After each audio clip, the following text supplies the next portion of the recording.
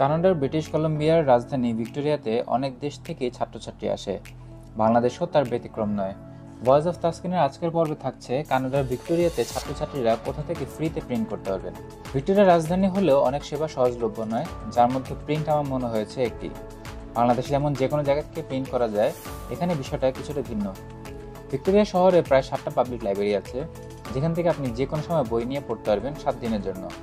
আর এই বইগুলো পড়তে করা লাগবে একটি কার্ডটা করতে আপনার যে কোনো একটি ফটো আইডি কার্ড ও যে অ্যাড্রেসে থাকেন তার লিজ এগ্রিমেন্ট পেপার লাগবে, অথবা একটা বিসি আইডি লাগবে। আমি কার্ড করার সময় ফটো আইডি হিসেবে পাসপোর্ট দিয়েছিলাম। আর কার্ডটা হয়ে গেলে আপনি লাইব্রেরি অ্যাক্সেস করতে পারবেন। আর যেটা বলছিলাম প্রিন্টের কথা, এখান থেকে আপনি কম্পিউটারে বসে ফ্রিতে আপনার দরকারি প্রিন্টের কাজগুলো সেরে নিতে পারবেন। কিন্তু আদতে কি আপনি ফ্রিতে পাচ্ছেন? আসলে বিষয়টা তা না। লাইব্রেরিগুলো মেইনলি পরিচালিত হয় ট্যাক্সের টাকায়, যেমনটা এই দেশে যে কোনো পাবলিক সার্ভিসেই হয়ে থাকে। আমি কার্ড হাতে নিয়ে যখন ফি দিতে গেলাম, তখন লাইব্রেরিয়ান অদ্ভুতভাবে আমার দিকে তাকিয়ে বলে, this is the public service sir, this is free.